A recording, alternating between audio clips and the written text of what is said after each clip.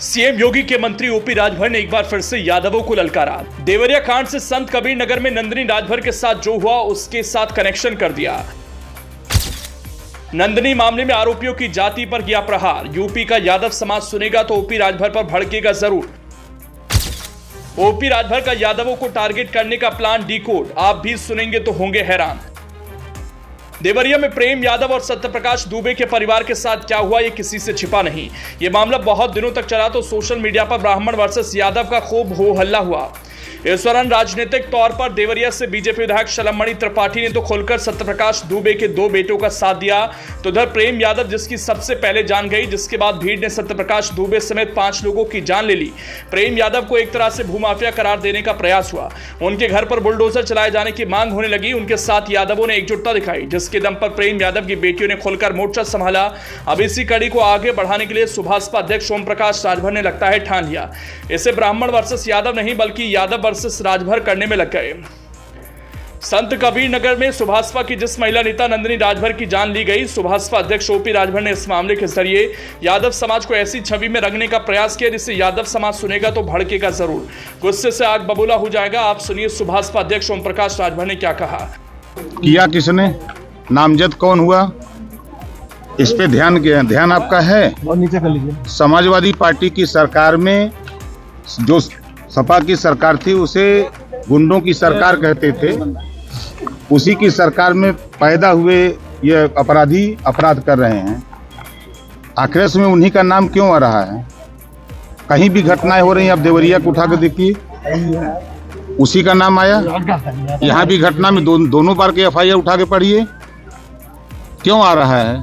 तो जो वर्तमान सरकार माननीय योगी आदित्यनाथ जी की सरकार है, वो कानून का राज कायम करने के लिए पूरी ताकत लगाए। जनता को राहत है और जनता विश्वास कर रही है, क्योंकि पूरे देश में कहीं दंगे नहीं हो रहे हैं, कहीं कर्फ्यू नहीं हो लगे हैं और पूरे जो गरीबों के विकास की योजनाएं हैं वो गरीबों तक पहुंच रही हैं। इस बात को लेकर के आपके इस खलीलाबाद में कुछ ऐसे शरारती तत्व हैं जो गरीबों को शराब पिला करके नशे में ले जा करके बैनामा करा लेते हैं और करा करके जब वो होश होता पैसा मांगने जाता है तो उसको डरवा धमका करके या तो उसको विवश करते हैं, वो अब जाकर के कहीं हत्या कर लेता है या वो खुद मारते हैं।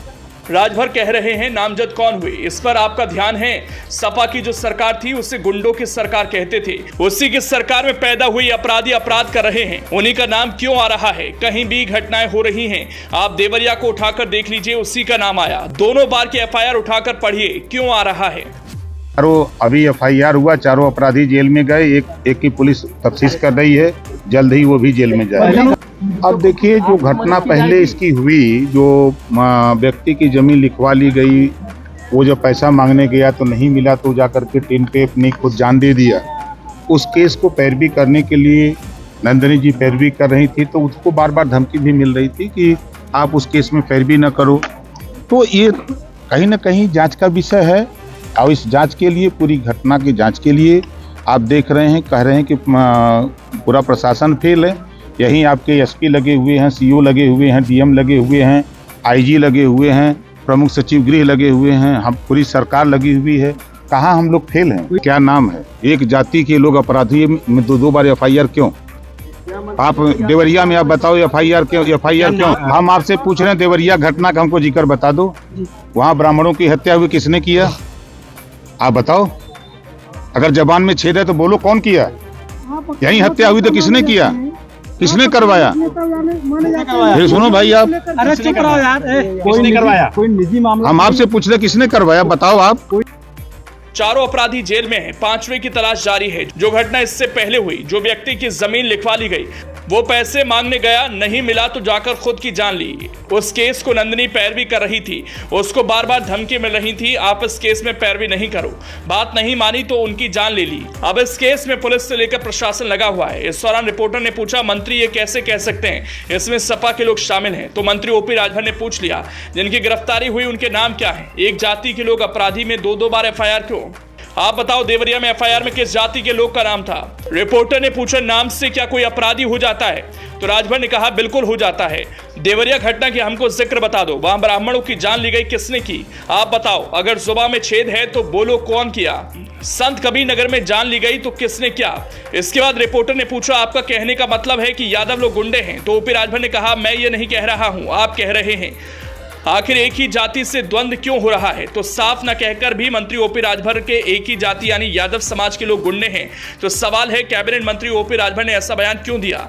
इस वक्त में इस मामले में जाति रंग क्यों दे रहे हैं? क्या माना जाए? सुभाषपा अध्यक्ष ओम प्रकाश राजभर को कहीं ना कहीं ऐसा लग रहा है कि कहीं उनके साथ घोसी वाला खेल ना हो जाए, गैर यादव समाज जिसमें राजभर समाज भी आता है वो सपा के साथ ना जाए।